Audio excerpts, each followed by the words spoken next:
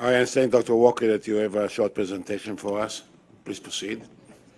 Good morning, Mr. President, members of the Commission. For the record, my name is Robert Walker, and I'm the President and Chief Executive Officer of Canadian Nuclear Laboratories, or CNL, which is a wholly owned subsidiary of Atomic Energy of Canada Limited.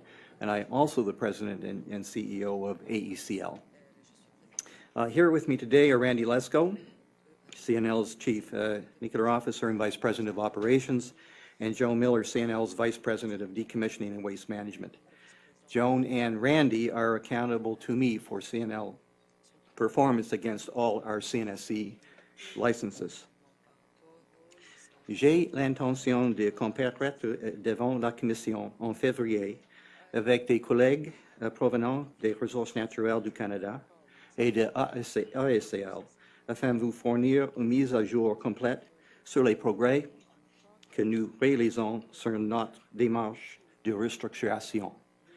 Tandis que nous sommes ici pour examiner nos performances de 2013, j'aimerais aussi vous mettre au courant brièvement sur les activités de restructuration afin de fournir davantage de contexte pour la réunion d'aujourd'hui.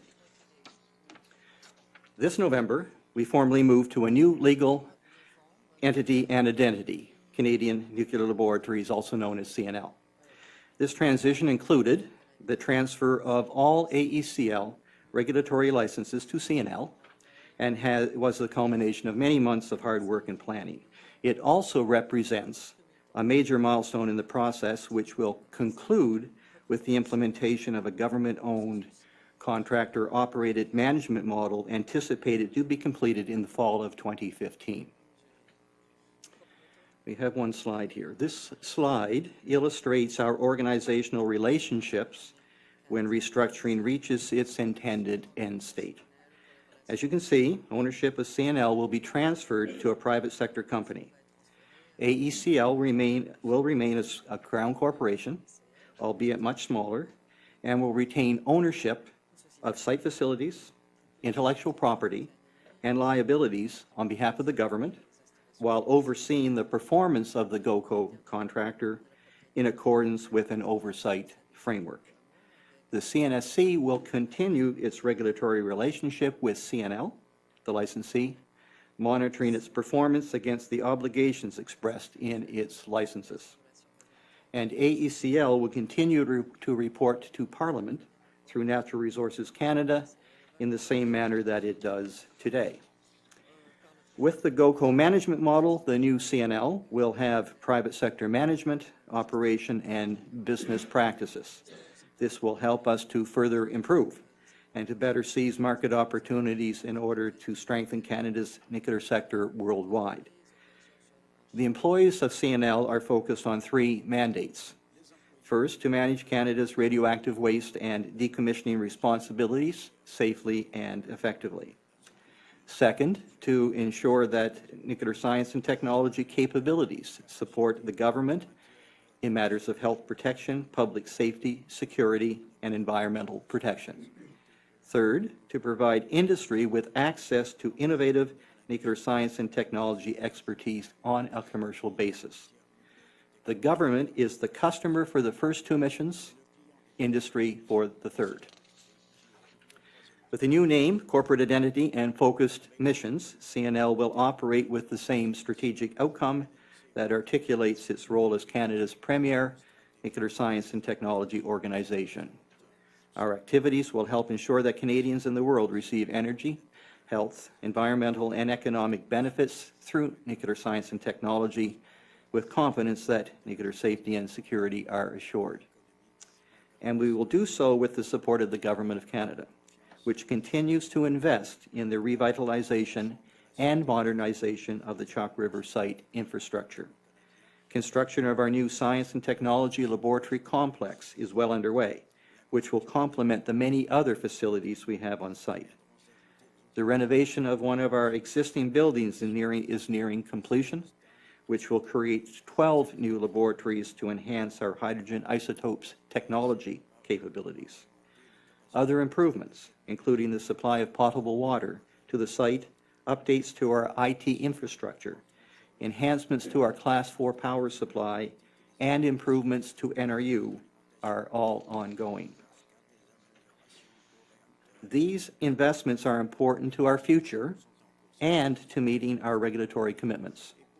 As the largest nuclear science and technology laboratory in Canada, we recognize the significance of the work we do on behalf of Canadians and the responsibilities we have in safely and securely conducting this work. The launch of CNL was indeed a major accomplishment in the restructuring process.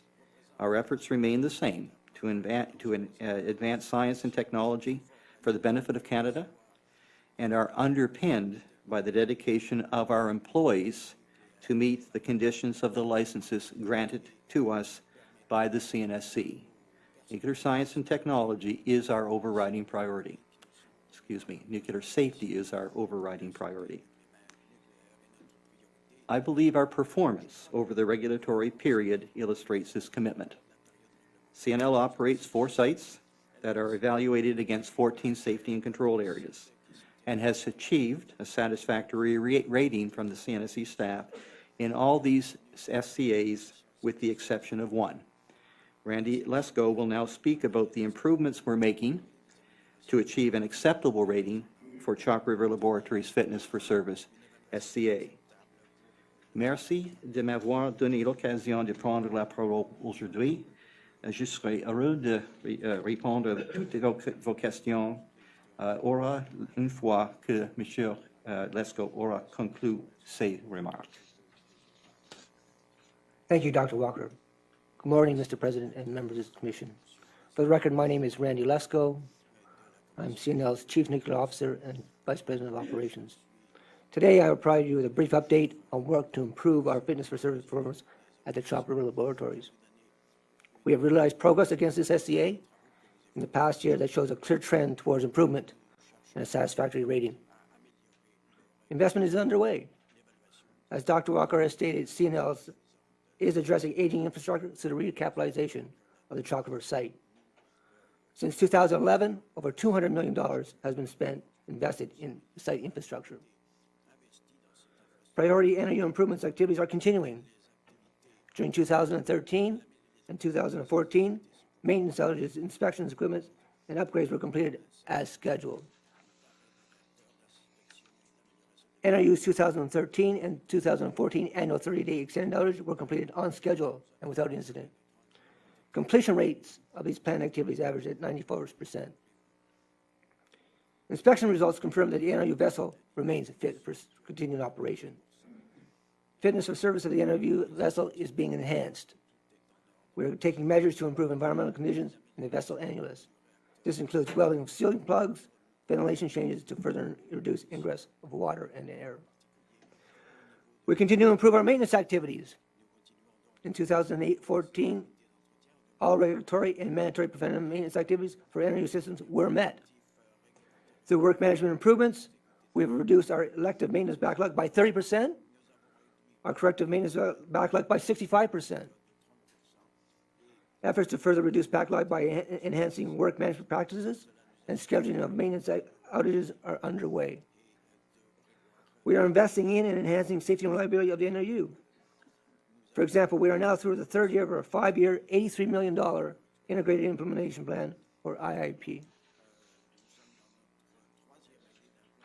At the end of 2013, 27 of 45 IIP high-priority improvement activities have been successfully closed. Since then, we've completed an additional 11 activities, bringing the total to 38 high-priority improvement activities completed to date. While 2% of our IIP actions are delayed, overall 68% are complete. Of these completed activities, 29% were completed ahead of schedule. The first phase of IIP remains on schedule for completion by October 2016. Detailed plans are being developed to continue NRU improvements after 2016. Our system health monitoring program is improving. As planned over the past 2 years, we have prepared and issued all 46 NRU priority system health reports. To further improve the program, we have benchmarked with industry to establish better performance indicators. These indicators are now in use and enable improvements to the overall system health program. In 2013, CNSC staff performed a compliance inspection of our system health program and issued 3 recommendations and 4 action notices. To date, all the recommendations and 3 action notices have been implemented. The final action will be completed on schedule this month. Through these activities and many others, we've made clear progress in the improvement of our fitness for service performance at Shock Laboratories. We will continue to make improvements to ensure we meet CNC expectations. Closing, Mr. President and members of the Commission, I'd like to emphasize that we have operated in compliance with all the licenses with due regard for the safety of the environment, the public, and CNL employees. We've complied with our license conditions and regulatory responsibilities, and we will continue to do so. My colleagues and I will be happy to answer any questions that you may have.